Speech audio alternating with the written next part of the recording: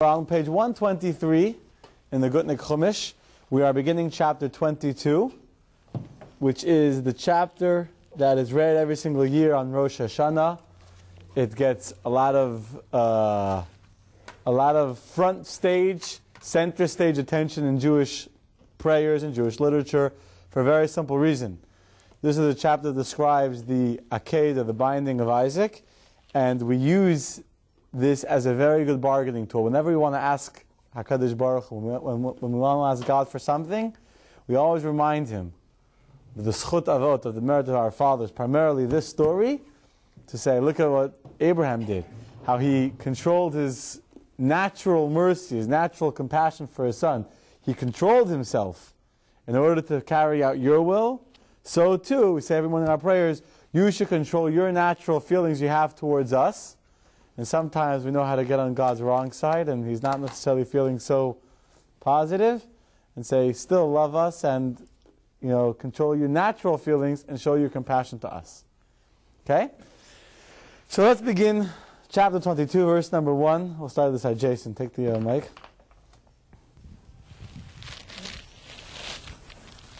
Number 33? Mm-hmm. Abraham. Oh, yeah. What happened? What happened was, afterwards, of the Satan who accused Abraham of not offering a sacrifice to God, his celebratory feast, God tested Abraham. Okay. So, in the Hebrew it says, it was Achar Hadvarim Ha'ela. It was after these things, after these words. After which words? So, Rashi actually brings two explanations. One is that there was a dialogue between the Satan, or Satan, and God. And the Satan says, look at this. Avram is given a child. Special blessing, right? What does he do? Makes a big party, invites everyone to a big feast, but he forgets to give God a thank you. There is not a single sacrifice, not a single carbon of thanksgiving given to God for the birth of his son. And so God says to the Satan, what does Avram do? Everything he does is for me. The whole feast. Why did Avram make a feast? You can sit there. Why did Avram make a feast? Because he just wanted to show off? He wanted to show off God's miracle, God's powers. Everything God does is for me. To prove it, if I would even ask him to slaughter his son, he would give me his entire son. That's one conversation that happened. There's another conversation that was happening at the same time. This was a conversation between Ishmael and Yitzchak. Yishmael had been banished from his father's house, if you remember, right? But he had done a little bit of repentance. He had actually moved back into his father's house. Sounds kind of like today, right? We haven't finished his college and moved back to their parents. And he's hanging out in his father's basement. And he has this debate with Yitzchak, with Isaac. And he starts boasting to Isaac and he says, you think you're Avram's special son? I'm really greater than you. I had my circumcision when I was 13. I could have refused the circumcision, but I took the pain. You had a bris, and you were 8 days old. You didn't have a choice to accept or not to accept. And so Avram and Yitzchak says back to him, it's true they had no choice then, but even if God were to ask me to give up my entire body for him, I would do it. So after these two conversations, one between the Satan and God, where he says that Abraham doesn't truly appreciate your kindness because he's busy, slaughtering animals for a big party, but doesn't give you any thanksgiving. Or between Ishmael and Yitzchak, God comes to Avram to make a final statement and says, Avram, I want to do a test with you. Okay? One more point I want to point out on this verse. It says in the Hebrew again, V'alakim nisa es Avram. That God, we translate tested him. But in Hebrew, you're an Israeli Sarah. How do you say tested in Hebrew? Bochen. The Hebrew way, the correct way of writing the verse would have been, Elokim bochen et Avram. God tested Abraham. What does the word Nisa also mean? Well, Nisayom means a challenge, but what else could the word mean? We say in our tefillot every single morning, we ask God to gather in all the exiles. It's Kabe Shofar Gadol L'Cherutenu, V'sa Nes, L'Kabetz Galuyotenu. Lift up a banner to gather in all the exiles. A nes could be a miracle or an uplifting, right? Uplifting. To lift something up. It's a very, very powerful message in the choice of wording that the Torah uses to talk about the test of Avraham. It's not called the test, the Mivchan Shel Avram. In Hebrew, we don't call it a test. We call it a Nisayon, or Nisa, to lift up. Why does God give us challenges? Yeah. To be stronger person spiritually. People have this misconception that if something difficult is happening in their life, God must be punishing them. Not every challenge, not every struggle we have is a punishment. It's a test. But what's the point of a test? To overcome and become stronger. Accept those things just like when you accept the good things. The test of Avraham here is, you're saying right. The test of Avraham is not just to know if Avraham will pass the test or not. God doesn't know if Avraham will pass. There's two kinds of tests. So a teacher can give a test to a student because you don't know what the student knows. You don't know if they remember the material. So you give them a test. That's a mivchan. That's a bechina. Right? For those who speak Hebrew. The test over here is really a challenge to make you stronger. When you're pushed, when someone challenges you, says, let's see if you can do this or not, and you do it, you push yourself, you don't just pass the test, you make yourself a stronger person. And this moment of the binding of Isaac, Avraham is elevated to a completely higher level than he had ever been before. And in fact, it says that until this day, Avraham was never fully complete. Now, I'm going to explain soon why. It's specifically at the Akedah, when Avraham is elevated, he's uplifted to the ultimate level of perfection. So one question that I don't understand here. The Satan, is he sent by God to test him? I don't understand that. Who created the Satan? God, right? The Satan is a creation of God, yes. So he's sending him You're asking an excellent... Well, now, later on, the Satan will test Avram. I think what you're asking, tell me if I'm wrong or if I'm right, how could the Satan argue with God? Yeah? If the Satan is only an angel of God, he only works for God, well, you don't argue with your boss, unless you don't want to keep your job, that is, right? But otherwise, you don't argue with your boss. So how could... On what right, how does the Satan have the audacity to come and argue with God? He's creating also. He created the Satan. Well, so how could he argue with him? Yeah, what do you say, Scott? Is he really arguing, or is he just dialogue? He's making an observation, right? Okay, you make an observation. It's a dialogue. Let me ask you a question. A Satan is supposed to be negative, Satan is supposed to be bad. So he's doing his job. That's what he's supposed to be. But against God? He's the creator. Maybe this is in front. Why not? Why not? Okay, he says, okay, why not? What do you say, Harvey? Could the Satan argue with God? Exactly. Don't we have kids It wouldn't be the first one. Yeah. Really arguing, or was he just having a conversation with Well, an angel can say that because when you look at Moshe when he went to heaven and grabbed the Torah and say, what is it doing here? There's many examples of the angels arguing with God. Many, many. More famous one would be when the 10 martyrs are being killed. We say it in our Yom Kippur prayers. And the angels come before God and say, is this Torah, is this reward? And God screams at the angels, says, be quiet or I'll destroy the world. I would say that it's because Abraham is there to see. Maybe he would go with the Satan side instead of God's side when he sees the argument. Avram doesn't know the argument's happening up in heaven. The next question is, they're having an argument in heaven. How could an angel in heaven come and argue with God? Why not? So, that's what Jason said. Jason said the same thing. Why not? Why can't an angel argue with God? The truth is, you could say, and it's a good question which could deserve more thought, that the angel, the same thing I just said about Avram Avinu. Why does God test Avram? Is God really doubting if Avram will be willing to sacrifice his son? No. But it's an opportunity to propel him to reach a new place he wouldn't get to on his own. You say the same thing here with God. If God's buttons wouldn't be pushed a little, so to say, metaphorically speaking, who says he would ever have tested Abraham to help Abraham reach this perfection of his life? Specifically by God making the angel that would challenge him, that's how God would end up coming to discover or cause Abraham to reveal the tremendous potential he has that was never revealed until the moment of the binding of Isaac. A good example would be that when a person is a really good leader, or a good CEO of a company, or a good president, is their cabinet or their leadership all people that agree with them? No. No. I think Steve Jobs saying that you're supposed to have people that that have the guts to fight you and to argue with you and say you're wrong. The board. That's one of the things that unanimously is agreed is a problem in our current government, is that almost everyone in the inner circle is all on the same page or the same background, and they all just tell the president, well, yes, you're right. God is a good leader. He's willing to hear an outside opinion. He's willing to hear someone push him, because only through being pushed can you really reach further. So maybe you present that side for God. What?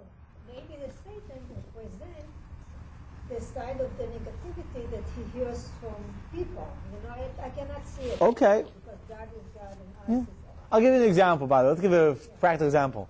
When do you feel more love?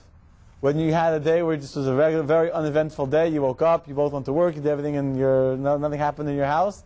Or if you had a disagreement, you had an argument, and then afterwards you made up? After you made up, right? It's kind of the same idea. Specifically by God being challenged about the loyalty of Avraham, does that then bring God to a greater feeling of love and appreciation for who Avraham is? Okay? Let's continue. Ira, he said to him. He said to him, Avram. Go on, he turned the page. Avram said. Avram said, I'm here for you. Okay. Vayomer, hineni. What does hineni mean? I'm here for you. But you can say, I'm here. So, hineni, Rashi tells us, is an expression of humility and an expression of preparedness. Of what's the word I'm looking for? Lashon zimun, expression of I'm ready. Here I am, ready to accept whatever you tell me to do. Remember, those words are going to come across them later on. Avram is the ultimate follower of God. God calls him. My father sometimes likes to tell people, I need to do a mitzvah. Okay. Before I tell you what it is, say you're going to do it. Say yes. Say yes. Then I'll tell you what it is. That's really what Avram is doing. God says, Avram, yes. Hineni, I'm here. That's right. He had complete faith. He knew whatever God tells him, you got it. Whatever it's going to be, I'm going to do it. I don't need to know what you want first. Hineni, I'm here. Okay? Pass the mic down. Verse number 2. What does God ask Avram to do? He said, please take your son, your only one, whom you love, Yitzhak, and go away to the land of Morah, Jerusalem, and bring him up there for a burnt offering on one of the mountains where I'll tell you. Okay, it's a very interesting way of asking him to take Yitzchak, right? There's a lot of words there used. There's actually a dialogue here as well. In verse 2, if you notice, he says, God comes to Avram and says, please take your son. And Avram says, which son? He has 2 sons, remember? He has Yishmael and he has Yitzchak. So God says, what does he say, Stephen? You're only one. You're only one. So Avram says they're both the only one to their mother. Yishmael is the only one of Hagar, and Yitzchak is the only one of Sarah. So what does he say next? Whom you love. Whom you love. And Avram answers back, I love them both. Exactly, Martha. I love them both. So what does he say? Yitzchak. Right? So let me ask you a dumb question. Why couldn't God just say, take Yitzchak? Well, take your son. Oh, which son? The only one. Oh, they're both the one you love. Oh, you love them both. Oh, Yitzchak. Right? Just say, take Yitzchak. It's like a lawyer writing over here. Yeah. Whereas in case of if-then, just right. Take Yitzchak and slaughter him. Like a script almost? Is this like almost like a... The words that God, it's like a dialogue. The Torah is only telling you one part of the dialogue, but there's a dialogue here. Why couldn't the Torah just say clearly, why couldn't God just say clearly to Avram, take your son Yitzchak, or take Yitzchak, and bring him up the mountain? I think to emphasize who is Yitzchak. He's the one that you love, that you only son, that you... That's right. He's giving him 2 answers, both kind of connected. One is that God is giving Avram time to realize the impact of what he's telling him. Right. I'm not talking just Yitzchak, your son, your only son, the one you love. He's really, no one can say that God scared Avram and didn't give him a chance, not scared, that he came to him too fast before he had a chance to realize what was happening. Avram was very aware of what God was asking him to do. There was no small print that Avram didn't read. There was no, false advertising here. Avram was being very explicitly told by God, in no unambiguous terms, exactly what he wanted. Also, another explanation given by the commentaries is that in order God wanted to give reward to Avram for every word, for every command, he should get more reward. He wasn't just slaughtering Yitzchak. He would get rewarded for being willing to sacrifice his son, being willing to sacrifice his only son, sacrifice the son he loved, etc. So to increase the impact and to increase the reward afterwards, God embellishes it. Yet, even though he's so clear in the beginning of the verse, in the second half of the verse he's very unclear. What does he say in the end of the verse? Go and bring him up there for a burnt offering. Doesn't actually say to slaughter him. He kind of gives that impression. He's a little bit there. He's very false advertising. Right? There's very unambiguous wording used.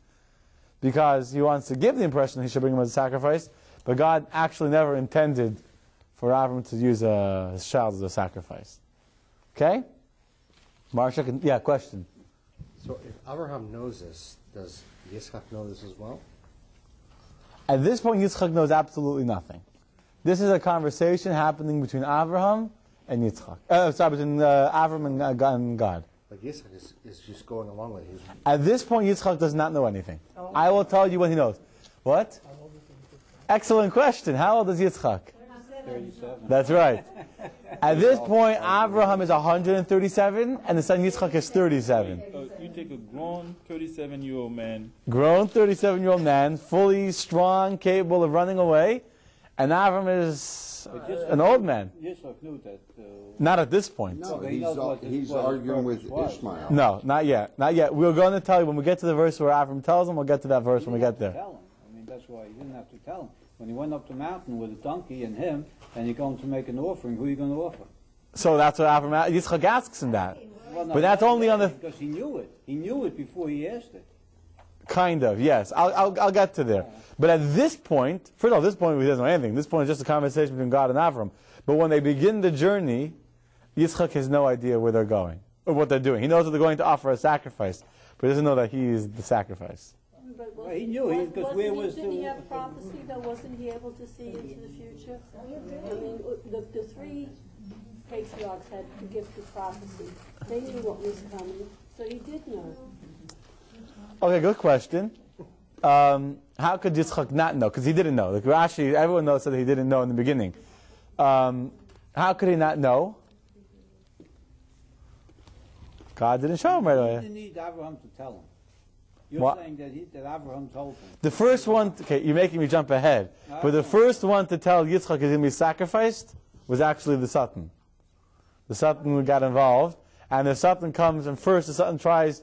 I'll tell you the story now, ready? Since you're egging me on, I'll tell you. I'm going to say it too, but I'll say it now. It all works the same. So, right? So as they're traveling, the Satan comes and he tries to stop Avram from doing this, and he starts to argue with you, old foolish man. It's a very lengthy medrash, and the medrash says to him, "You foolish old man, what are you doing? You're killing your son." So Avram says, "I'm an askein. I don't care. Whatever God says, I'm going to do." He said, "But then after this test, God will ask you to do something even more difficult. You're never going to stop. I'm an askein. Whatever God says." He keeps on going on. You're going to lose your child. You have no more future. What happened to the promise of God? Whatever God said, I'm an askein. I'm going to do it. So eventually, the Satan realizes he's not going to change Avram's mind. So what does he do? He goes to Yitzchak. And the Satan comes to Yitzchak and he says, "Son of an unhappy woman." Because Sarah will be very happy when she finds out. "Do you know that your father is going to kill you?" He said, "I trust my father. I'm an askein. Whatever my father says, I accept." He says, "You're not afraid to be killed. You're not afraid of the pain. So whatever my father will do to me, I accept. Because I know he's doing whatever God says." Then he says, "You're not worried that Yishmael will inherit all of your stuff. Everything that God promised that is going to be yours, all of Avram's wealth. You'll be killed, Yishmael will get it." And then all of a sudden, the first pang of doubt comes into Yitzchak's mind, and Yitzchak turns to his father, and Yitzchak says, "Father, I see a wood, I see a knife, I see fire, but I don't see the animal. That's right. But this is like Cain and Abel. Why? Why? Because Cain and Abel were two brothers that couldn't get along. And over here, that Yitzchak was okay until his brother came in to take away his money. At the end of the day, you're right. Human nature, that was one of the first, that's what the Medrash says. The first doubt he had, the first, He came because his brother was. That's right. That's right. That's the whole thing. You remind me of a great story. Great joke. Right? We don't want a joke. So this guy comes to the rabbi with, having a debate. Two men owe him $100, a court case. And the rabbi in the court case ruled that the other guy was right and that Chaim should pay Yankie the $100, should pay the $100 to him in the court case. And Chaim is arguing with the rabbi, you're wrong, you don't know what you're talking about, what kind of dumb rabbi are you, whatever guy is wrong with the rabbi. He starts giving the rabbi a mouthful. So the rabbi said, I don't understand. Last week you came to me with another question. You had a cow, that he slaughtered a cow. A cow then in Russia was very, very expensive, right? Or many hundreds of ruble. And I ruled that the cow is not kosher. So the whole cow was thrown to the garbage. You lost a lot of money in it, much more than 100 ruble. And then you didn't argue with me. You didn't tell me I'm an idiot. You didn't tell me I'm wrong. How come now it's only 100 ruble and you're screaming and shouting at me that I'm wrong? You know what the difference is? Last time you lost the cow, no one got it. But to give him $100, that you can't accept. Right? That's exactly the same idea. The whole game is when someone goes up, someone else goes down. That's true. So that if the other guy gets $100, he's going up. That makes you less worth, and the other guy more worth. Because everything is competitive. Yeah. Yeah. Question. And especially by brothers. How did the Satan appear to Abram, like in full physical form? I wasn't there. I don't know exactly how he appeared to him. He spoke to him. Abram and Satan had a conversation. However they pulled it off, they had a conversation. But his job, a thought in your mind. Yeah. He puts a thought into your mind. I think Harvey's right. He speaks to you in that little voice inside you. Right. Oh. But his job is to actually... His job is to be a challenge, to try and stop you from doing what God wants. Always. That's part of the word Nisa, part of the test. When is a test valuable? When it's hard. When it's hard. If you have no one resisting you, no one offering you resistance to what you want to do, have you gained anything by doing it? No. The famous example, I've used this example 100 times. This guy walks into a gym. Sees a guy on the floor, he's lifting weights, he has a big bar with 100 pounds, 50 pounds each side. He goes, he's schwitzing, he's schwitzing and he's sweating and he's moaning and groaning, trying to lift this bar. He says, my God, boy, what are you doing? He says, my doctor told me I need to lift this bar 15 times. Okay, you have to lift it 15 times, there's no problem. Let me help you. Take off these weights at the end. Just take off this weight and that weight. Then you can lift it 15 times. No big deal. She says, fool. I lift it 15 times without any weights on it. It's useless. Right? Why? Only when there's resistance. Only when there's a weight pulling the bar to the ground and I overcome the resistance to lift the bar, does that make me stronger? And the same thing is with the Yetzer Hara, with the Satan. If you don't have that voice inside you telling you, don't do it, then when you do it, what have you really accomplished? You haven't really challenged yourself and pushed yourself. Yeah, you got it? That voice in your head from other people, see? The Satan is a very smart man. He knows how to get in there any way he wants. It could be through a picture, it could be through your neighbor, it could be through your wife, it could be through your own little voice inside. We all have it. It usually does not come with a little name tag with a badge that says, I am the Satan coming to distract you from your divine mission. It usually comes dressed in like more holy ways and more it comes to for your own benefit, for your own health, for your own happiness, Sometimes it gets confusing to differ which one is the right idea. It's very so confusing. how do you manage that? Good question. How do you know if the voice is a good voice or the Yetzer Hara's voice? We're going to get distracted. I'm never going to finish anything. But that's a good question. Stan wants to know, how do you know if that little voice inside you is really the voice of your Yetzer Tov, of your good inclination, or if it's a voice of your Yetzer Hara, the bad inclination, the evil? Because we all have that voice, right? Yitzchak is walking towards that mountaintop, and Avram is walking towards that mountaintop, and there's one voice inside him saying, you old foolish man, what are you doing? You're killing your son. There's another voice inside him saying, no, God told me and I'm going to do whatever God says. So how do you know which is the right voice?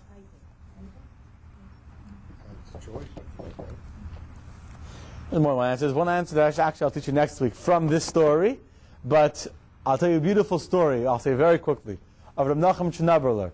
Reb Nachum Chnaberler was a great Hasidic Rebbe who would, like many Rebbes, was accepting audiences, that people are coming with problems, with questions, with a list of issues they had. When the custom usually was, when you came to the Rebbe, you gave him a paper with your requests, and you would give some money for the zettel, for the note that you're giving, you give some charity. But and people give a ruble, 5 ruble, 10 ruble, 20 ruble, small money. One man comes into the Reb Nachum Chnaberler and he starts telling the Rebbe all of his problems, and how he's very, very poor, and he has daughters he has to marry off, and he can't marry them, and there's this problem, and he owes money. So the Rebbe asks him, how much money do you need? I need 500 ruble.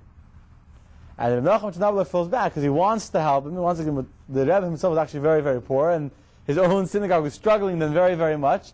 He had no money. He said, he gave the guy a blessing. He said, God willing, God will help you, and that's it. He gave him a blessing. He left. The next guy to come into his office for a private audience was a very wealthy man who makes a 500 ruble donation. Now, 500 rubles is a lot of money back in those days in Russia. 500 ruble donation, Okay. Anyway, after the guy leaves, he goes over to the Rabbi, to the guy in charge of running the Rebbe's affairs. He said, by the way, I left a very nice check inside the drawer, 500. He made sure everyone knew that he left a nice donation. The day is over, the Rebbe finishes all the audiences, and the Rabbi comes in to take the money, to collect it, to go pay the bills. And he knows, he's looking, he opens the drawer, and he sees a few small coins there. He says, where's the 500 ruble from this and this chassid? He says, that, I gave it away to the other chassid that come right before him that needed money for him. I gave him the 500 ruble. And the Rabbi says, Rebbe, how could you do that? We owe our own family needs money. Your own kids need money. We're struggling. We have our own debts, our own bills to pay. How could you give it all away to one person?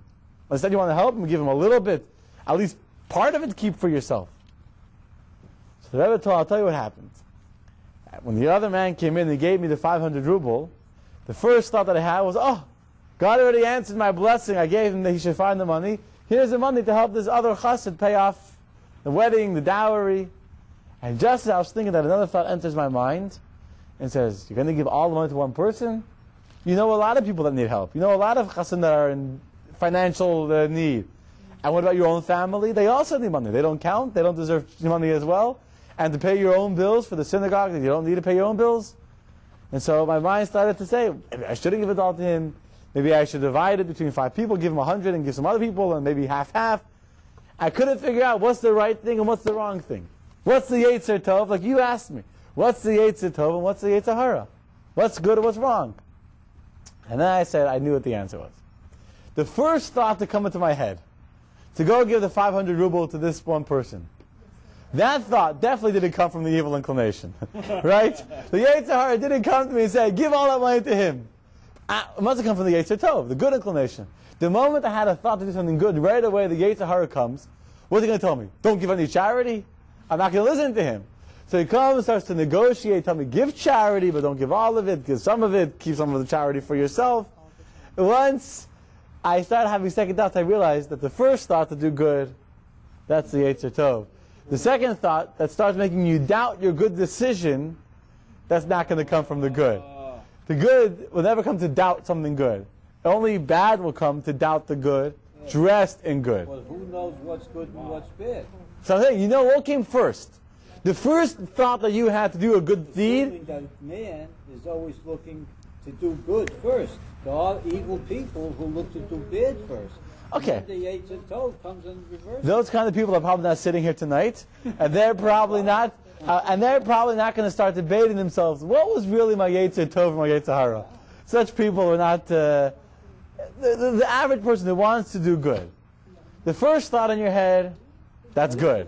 That's good. It's like on an airplane. They used to advertise this. If you're on an airplane with your child, help yourself and then help your child. Help yourself first, because if you help your child, which you would say is the good thought, like you have a baby here that needs my help, let me help him, then you'll both go down. But if you could save yourself, then you could save your child. So that's not the Yetzer Hara talking. Yeah, but that's not a first thought. That's already an impulse. That's an instinct. For a mother to give her child the ear mask before herself, that's not a good thought or a bad thought. That's a natural impulse of a mother, instinct. You see, the things that you give to your child first. They have to go against your nature. Every time about an act of charity, whatever it is, an act of goodness, usually comes. Evil does not come without a reason, without an agenda. What if you have an alcoholic on the street that says, "Oh, I'm going into detox. I need a drink." So your good act of charity is to give him the drink. But are you helping him or are you hurting him? Right, so when you say, I want to help him, and then the voice comes and says, yeah, I'm making me wasted on drugs and on alcohol, that second voice, I'm hurting him by that voice of righteous indignation is very possible the Yetzer Hara coming saying, don't do what the Yetzer Tov just told you. Well, Yetzer Tov can't tell you to give an alcoholic a drink. It's not like giving him, you don't know for sure it's going to be an alcoholic that's going to waste it on alcohol. It could be as a... He's asking you for a drink. He says, do me a favor, give me a drink. If he asks you for a drink, then your first impulse is probably not going to be to give him a drink. If you're a good person, your first impulse would be, no way.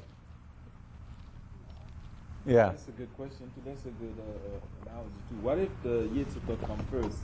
Yitzhak, What if, what? I mean, as they ever come first, that's what I meant to ask. The Yetzer Hara will never come uninstigated and tell you to do something good.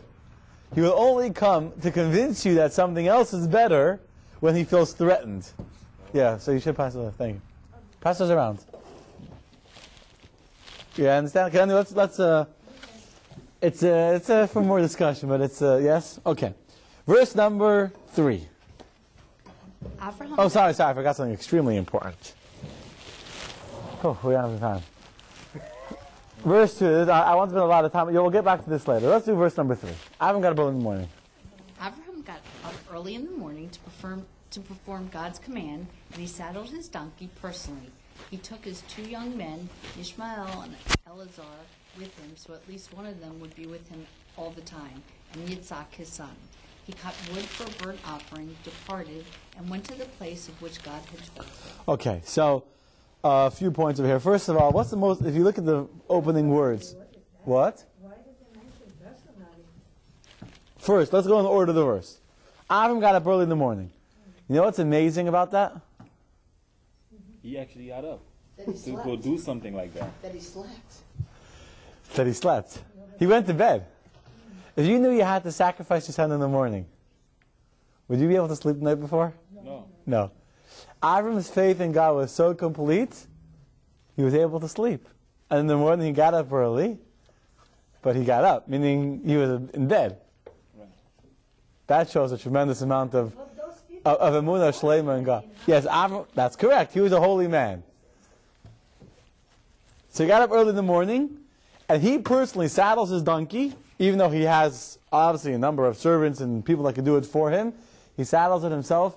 Many years later, when Bilam would want to saddle his own donkey to go curse the Jews, God will laugh at him and say, Bilam, you're a little too late. Avram already beat you to it when he saddled his donkey to go and offer his son to me as a sacrifice.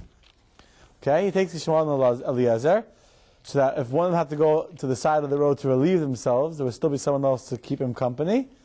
He himself cuts the wood for the burnt offering, puts it on top of the donkey, and they go to the place that God had told him. It does not say where, because it was a secret where they were going and you didn't know yet. Yes. Yes, And question. He went to the place of which God had told him. Saying that he already told him. In the previous verse it says, which I will tell you. He didn't tell him, he told him in Moriah, but he didn't tell him where the Moriah would be. He didn't say which mountain. He didn't say which mountain. He knew that this would be the place where the base of English would be built, which was a secret, because no one would know where the base of English would be built, with the exception now of Abraham. But Abraham does not know where that place is going to be. And that's why Abraham has to walk around for 3 days wandering and searching until he finds the place. When he finds the place, knows it's a place, he sees a pillar of Shekhinah resting on top of it. And actually, we're going to see in a second, we'll read the next verse.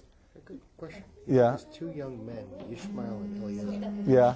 Ishmael is his son? Yes. Yes. As a servant.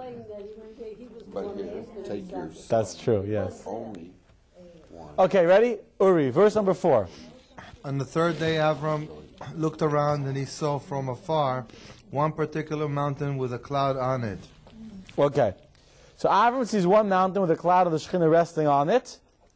And Abraham realizes this is the mountain. He turns to Yitzchak, the Medrash says, he says to Yitzchak, what do you see? And Yitzchak says, I see a beautiful mountain, a beautiful mountain with a shining light coming upon it. Then he turns to the other two boys, to Eliezer and to Yishmael, says, what do you see? Nothing. So God knew, Avram knew this was the time. Okay? Verse number 5. Avram said to the young men, Abraham said to his young men, stay here with the donkey, while I and the boy will go a little further to our destination. We will prostrate ourselves and return to you. Okay. I'm going to say now what I meant to say earlier because it fits in over here. Avram now goes with Yitzchak. First of all, you notice a divine prophecy. The last thing that he says is we will return to you. So he prophesies not knowing it. You do have such a concept, Martha, you asked before, how could a tzaddik not know what's going to happen? You find the concept in several places of niba v'lo yodam niba, which means he prophesies without knowing what he prophesied. Like right here, Avram's giving a prophecy without knowing what it is that he's actually saying. What's happening now is something amazing. Avram is taking his son, he's walking away from the other people and going up to the mountaintop alone to go and sacrifice his son. And for this, Avram gets unbelievable credit.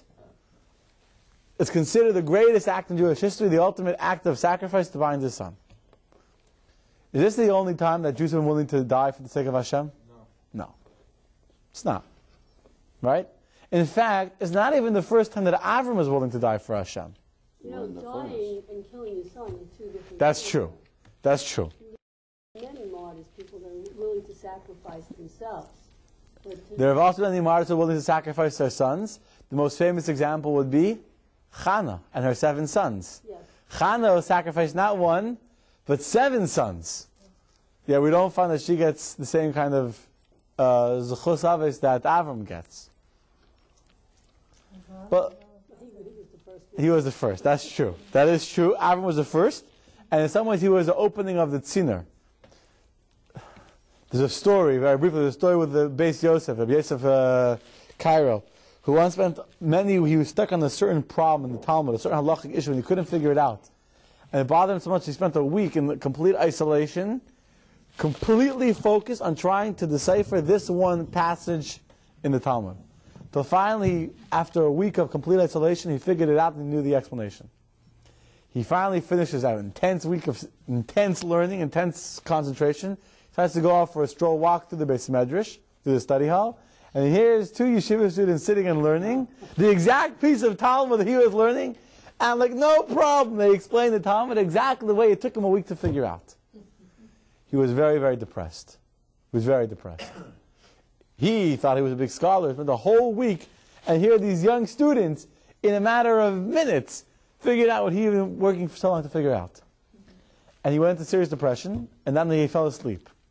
And he had a dream, and in the dream his teacher came to him, I don't know who it is, and his teacher told him that you should know that until you figured out this interpretation of the Talmud, no one in the world had ever understood it before.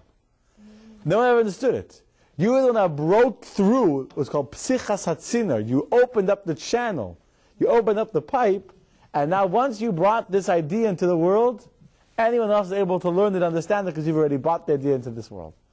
So you can say that about Avram, which is what Martha was saying, that Avram was the first one to really have self-sacrifice.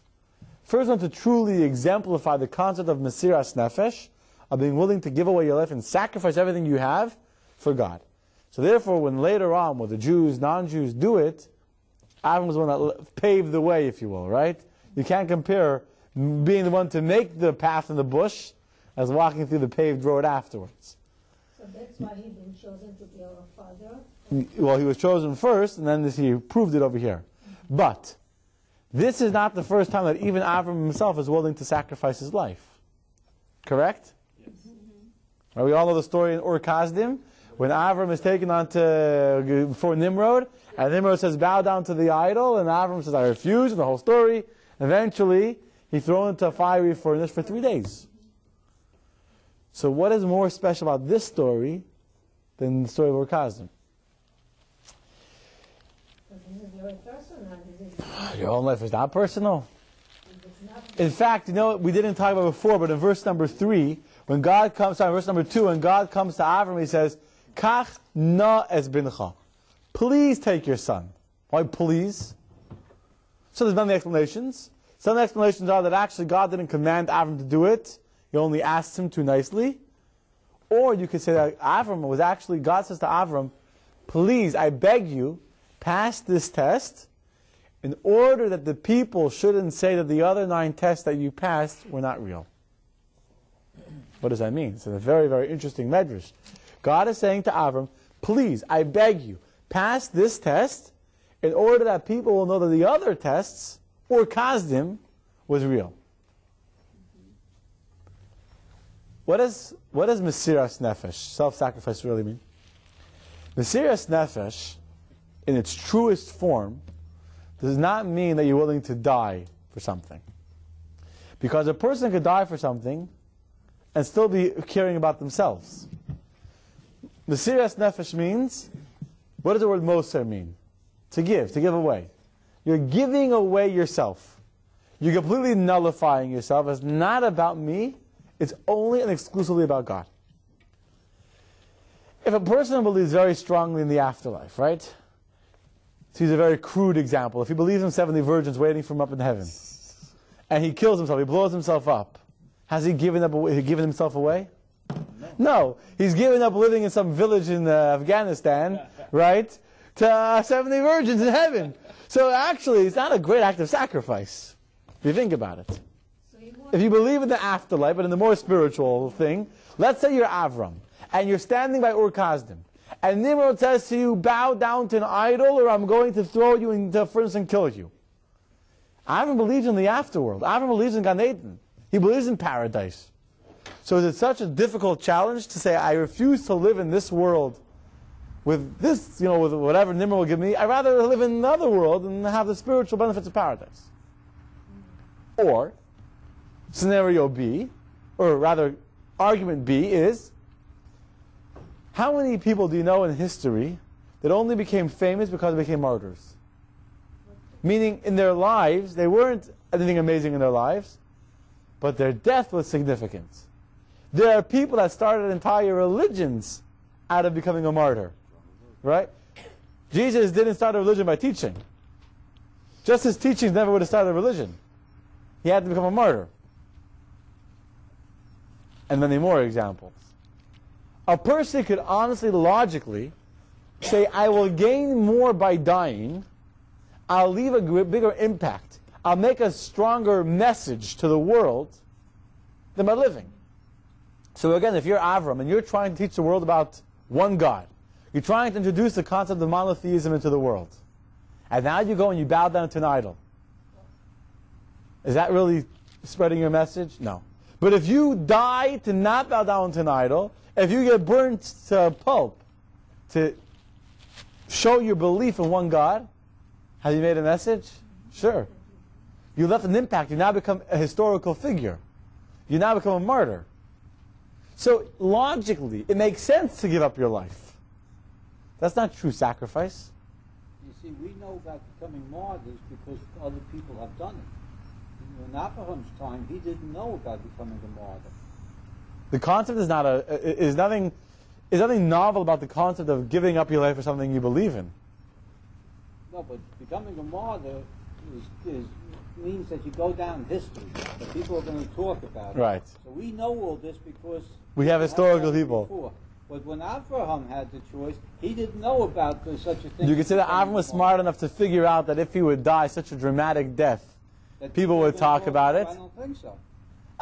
I think they would. Nothing to relate to say that he knew that. I mean, I don't think Abraham did it for that reason. No, I don't. Let's say he didn't. The point is not that you're right.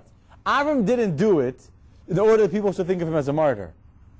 The point is, God is saying other people might try and rationalize Avram's actions by saying he didn't really mean that he only did it to be a martyr. The words of the Medrash, the words used that the rabbis use, is Shaloi Yomru Hagoyim, that the nation shouldn't say that Avram just did it. His other sacrifices weren't real. God knew that Avram did it for the right reasons. But you can look at it without the faith of a Jew. You can look at it from a historical perspective, say, well, big deal, so he's a martyr. There have been many martyrs in history. And thirdly, you can say that a person is willing to die if they feel that their life is not worth living anymore, if they're having broken their principles. People die for much less reasons, right? So my life, the famous Patrick Henry. Give me life, give me liberty, or give me death. What's he saying? Life is not worth living if I don't have a life. He didn't plan on dying. No, he didn't. But his That happened, right, but he didn't plan it. right. But the point is, his message is that life is not worth living without liberty.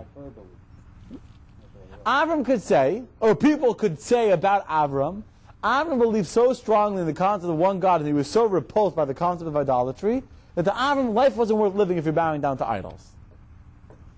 The point of all of the scenarios, the arguments I'm presenting is that you could honestly look at the story of Avram and say, it was about him.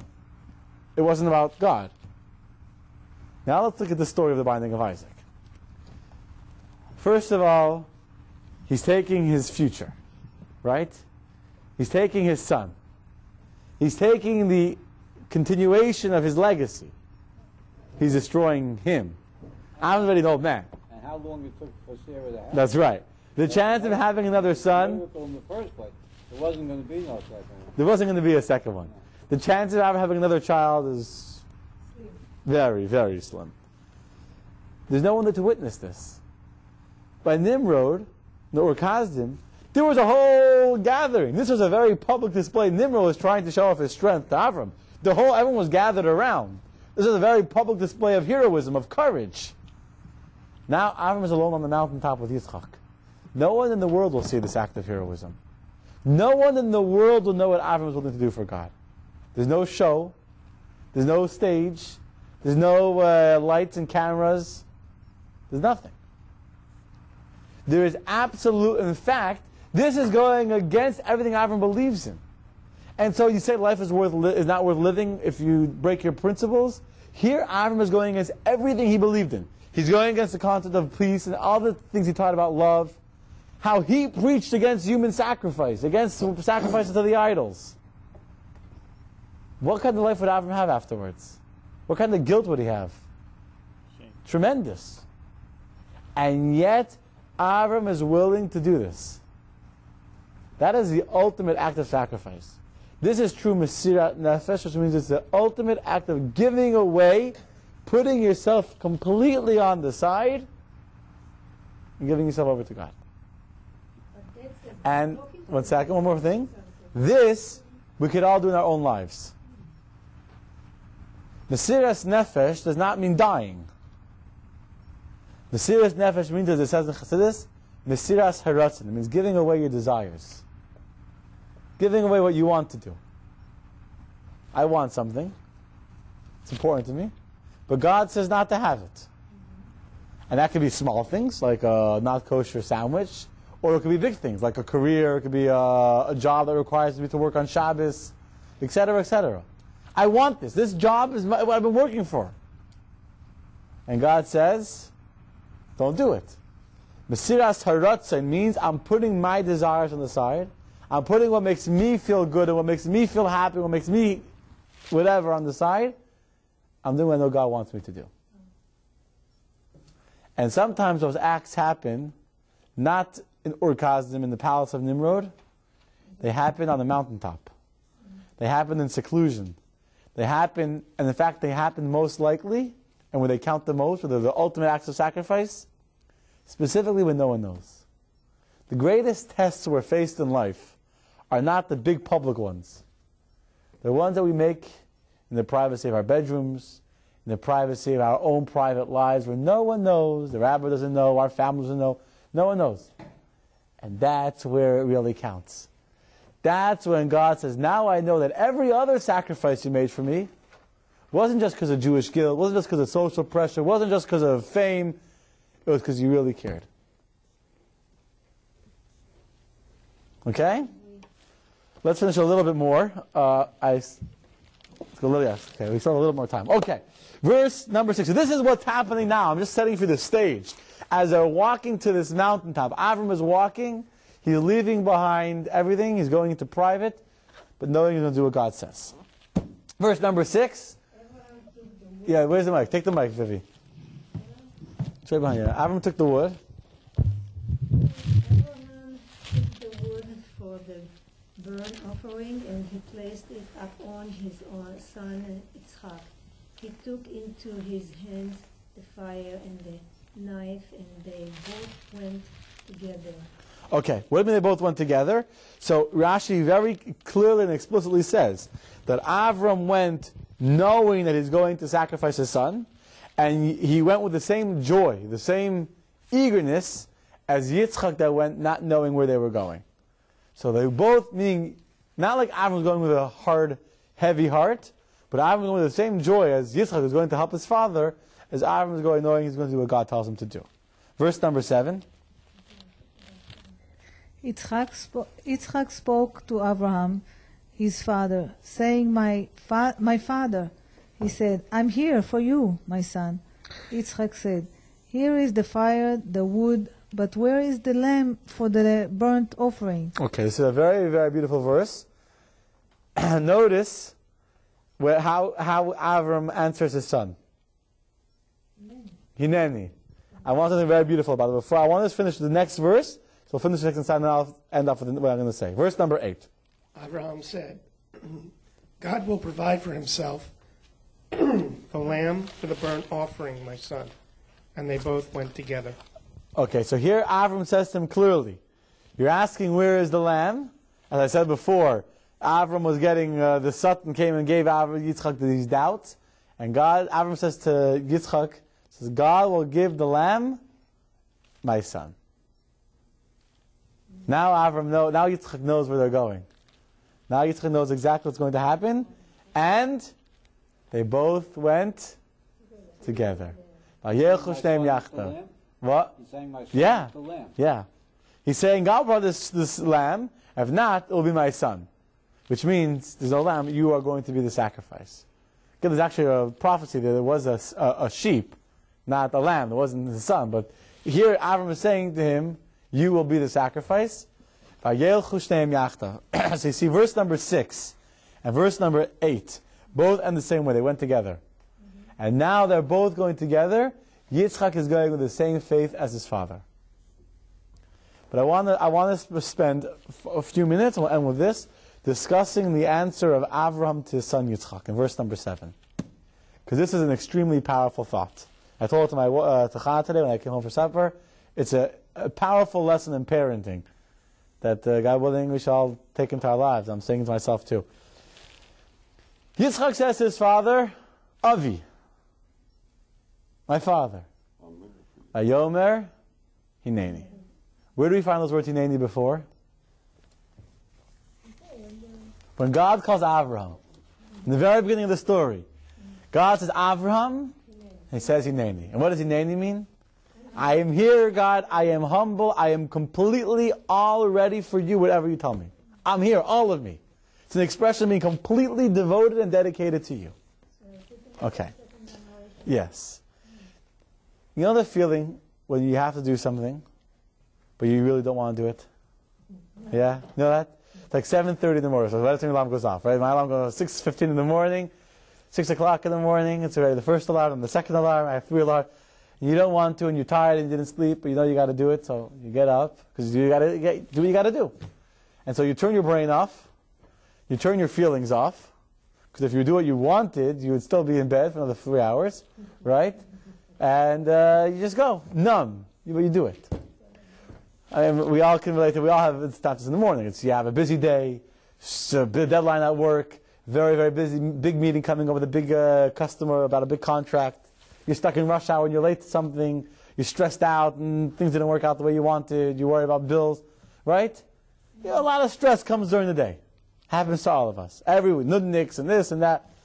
And then your kid comes to you and says, Dad, and you're like, not now, right?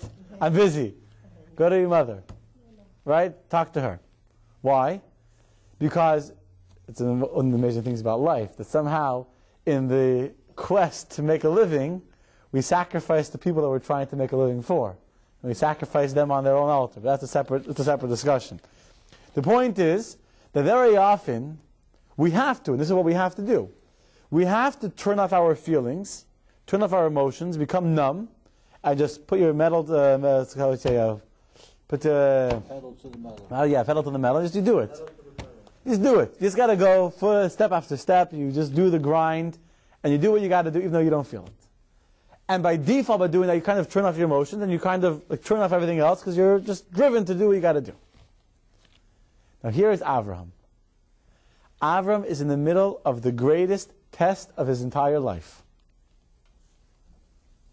He can have only one focus: to completely suppress his nature, completely withhold the natural feelings of love that he has, and so he has to turn off his brain, he's turning off his emotions, he's turning off his heart, and he's just going like a robot. He's doing exactly as God tells him to do, step after step, putting foot in front of foot, minute by minute, right, pulling himself through to get to the mountain and to do the act that God has told him to do. This is not just about making a living. This is about doing what God has told you. And God has told you, this is the greatest test of all your tests. And in the middle of this moment, in the middle of all of the stress and the tension of the moment, Yitzchak, his son, calls him. He says, Avi, Father.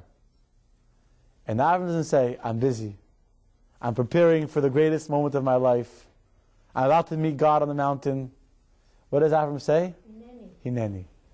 My son, I'm here for you. I'm completely here for you. All of me. It's extremely powerful. This is a whole test, maybe. That at this moment, at the height of the stress and the tension and the intensity of what's about to occur, when Avram is completely focused on one thing and he's focused, when the son calls him, he completely changes focus and says, my son, I'm here for you. And here's a clincher. At this moment, not just did Avram prove himself to be worthy to be the forefather of the people that would teach mercy to the world, but Avram passed on the torch to his son.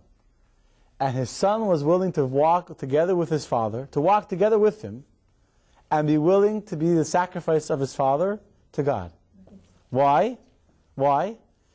Because when Yitzchak saw that his father was completely there for him, in the same degree, with the same words, that he was there for his God, then Yitzchak was able to completely be there for his father and for his father's God. And those are the most important words of a Jewish parent. To be able to say to your kid, Hineni, I'm all here for you. But we do that. A lot of times when the kids even do something that we don't, we are here for you. That's the way it should be. That's the definition of a Jewish parent. There are times we say, I'm busy. There are times we're on the phone and don't bother me and all that. The point is, when Avram had a very good excuse to say, I'm preoccupied, I'm meditating, I'm focused. Hineni. There can never be a moment in our lives when we're too focused on God, when we're too focused on our divine mission, to forget our child and say to our kid, I'm sorry, I'm busy now. Call me back later. When your child says, Avi, Mom, Dad, gotta say to your child, Hineni. We're going to stop over there. Next week is when what happens on the mountaintop? What happens at the actual act of sacrifice? And how could Avram not listen to God as an angel? Why would Yitzchak not get the credit that Avram gets? All that will be discussed, God willing, next week. Same time, same place.